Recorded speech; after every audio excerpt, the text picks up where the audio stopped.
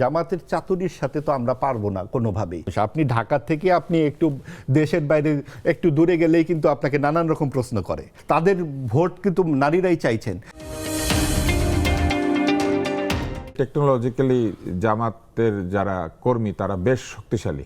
আমরা এর আগে দেখেছি যে একটা যুদ্ধ চলতো আওয়ামী লীগের সাথে, সিপি গ্যাং আর কেল্লা। জি, এখন আবার বট বাহিনী আছে, যে কোনো আলোচনা। তাহলে তাদের এই অ্যাকাউন্টটা এত সহজে হ্যাক করা গেল কিভাবে? এটা আসলে বুঝতেই পারছেন না, এবং আমার মনে হয় যে এইটা আমাদের মূল দৃষ্টিভঙ্গিটাকে একটু অন্যদিকে নেওয়ার জন্য এই হ্যাক ইত্যাদি নানান কিছু। জামাতের চাতুরির সাথে তো আমরা পারবো না কোনোভাবেই। কারণ আপনি দেখুন যে এখন তো আমাদের আসলে আলাপ করার দরকার ছিল ম্যানিফেস্টো নিয়ে, যে তারা জিতলে শরিয়া আইন কিভাবে করবেন। যেহেতু জামাতের আমি নিজেই বলেছেন যে আমরা একবারে করব না, এই মাদক থেকে যেভাবে ধীরে ধীরে সরিয়ে আনতে হয় সেভাবে আস্তে আস্তে করব। তার মানে তারা একবার বলছে বিদেশিদের সাথে কথা বলার সময় কিন্তু বলছে যে আমরা শরিয়া আইন করব না, আবার যখন ইসলামিকদের সঙ্গে বসতেছেন তখন কিন্তু বলছেন আমরা আস্তে আস্তে করব, এবং নারীদের সম্পর্কে তারা প্রকাশ্যে বলছেন যে আমরা করব না। আবার তাদের ভোট কিন্তু নারীরাই চাইছেন।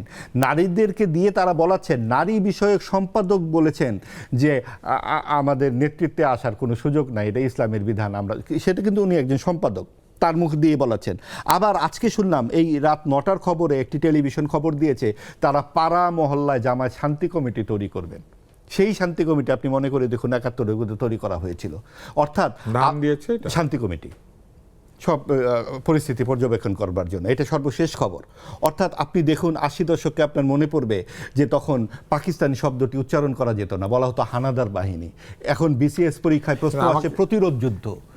এই যে ডানপন্থার যে সম্প্রসারণ আমরা দেখছি, এখানে যেরকম এক ধরনের পৃষ্ঠপোষকতা আমরা দেখতে পেয়েছি, সরকারের উদাসীনতা, নির্বিকারত্ব, সে একই সাথে আমরা কিন্তু মুক্তিযুদ্ধের চেতনা থেকে দূরে সরে আসবারও প্রবণতা। হ্যাক বিষয়টা আপনার কাছে কতটা বিশ্বাসযোগ্য মনে হয়? একেবারেই না। কারণ এখন যখন আমরা একটা কোনো অ্যাকাউন্ট খুলি তখন দেখা যায় সেখানে 2 ফ্যাক্টর 3 ফ্যাক্টর ভেরিফিকেশন থাকে।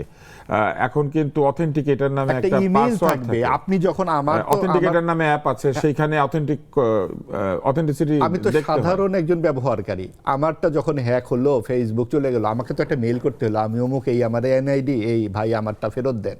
এরকম কোনো মেইল কিন্তু তারা দেখাতে পারে না। কিন্তু সাধারণত তো ডিভাইস না থাকলে হ্যাক করা কঠিন হয়। যদিও বা আপনি পাসওয়ার্ড দিবেন, নতুন ডিভাইস থেকে লগইন করতে গেলে তো আবার যখন ফেরত আনবেন তখনও তো করতে হবে, ঢোকার সময় তো লাগবে। ধরেন আমি আপনার পাসওয়ার্ড জানি, কিন্তু আমি তো আপনার ফোন থেকে ঢুকছি না। হ্যাঁ, সেই তো যদি আপনার ফোন বা আপনার ল্যাপটপ বা আপনার কম্পিউটার থেকে না ঢুকি, তাহলে কিন্তু ওই ডিভাইসটার জন্য নতুন ভাবে ভেরিফাই করতে হবে। আপনি সেই ভেরিফিকেশন কোডটা তো একটা মোবাইলে যাবে অথবা ইমেইলে যাবে, সেই দুইটাও কি হ্যাক হয়ে গেছে? এবং আরেকটা তো সাধারণ ব্যক্তি মানুষ, আপনি ঢাকা থেকে আপনি একটু দেশের বাইরে একটু দূরে গেলেই কিন্তু আপনাকে নানান রকম প্রশ্ন করে। আর জামাতের মতো ইকুইপড একটা অনলাইন অর্গানাইজেশন, তাদের তো অনলাইনে আমরা সবাই জানি যে কী রকম তাদের প্রস্তুতি এবং নানান রকমের ব্যাপার, সেখানে হ্যাক হয়ে একটি খবর দেবে, এবং সেই খবরটি কিন্তু তারা সৌরা উদ্যানের মাঠে দিয়েছিল যে নারী সংস্কার কমিশন কারা করেছিল।